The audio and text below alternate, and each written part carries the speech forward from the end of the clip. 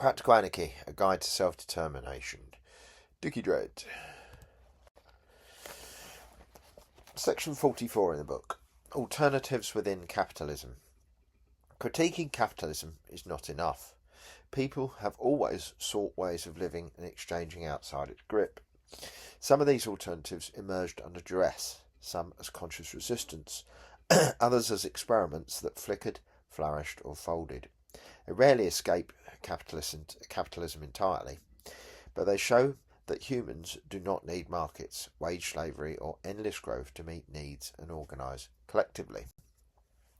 Historical experiments, gift, commons and community.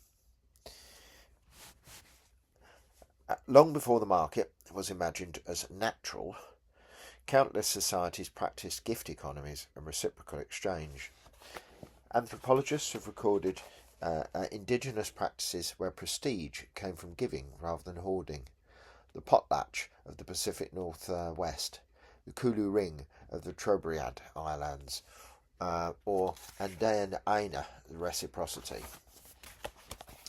These were not utopias, but they reveal a truth ignored by economic textbooks. Humans can and do organise without money at the centre. Communal experiments have also surfaced within industrial capitalism. The Owanite and Forest communities of the 19th century, the kibbutzism in Israel, which was covered in chapter 3, the anarchist collectives during the Spanish Civil War, all tested models of shared ownership and collective decision making. Each was constrained by its context, but they show that alternatives are not imaginary, they are lived.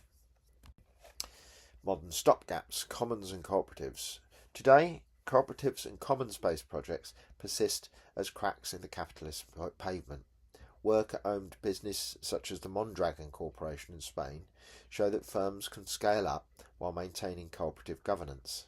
Housing co-ops, credit unions and mutual aid networks offer ways to meet needs without handing control to corporatists.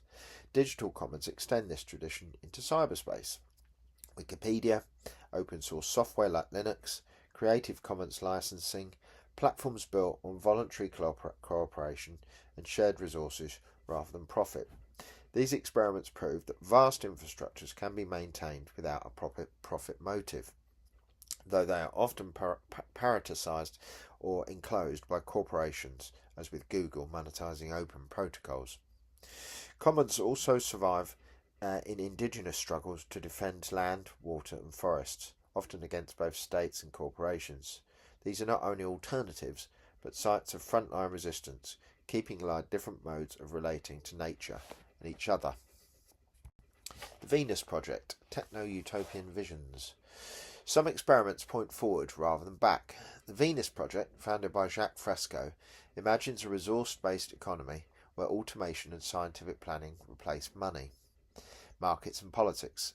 Cities are designed for efficiency, resources are managed globally, and work is largely automated.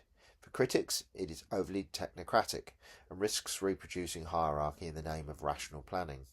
For sympathisers, it stretches the imagination, forcing us to ask, what would economy look like if scarcity was no longer assumed, and if production was organised for need rather than profit? Placed alongside digital commons and ecological degrowth, the Venus Project reminds us that alternatives can be more than stopgaps. They can be visions of a post-capitalist horizon. Why these matter?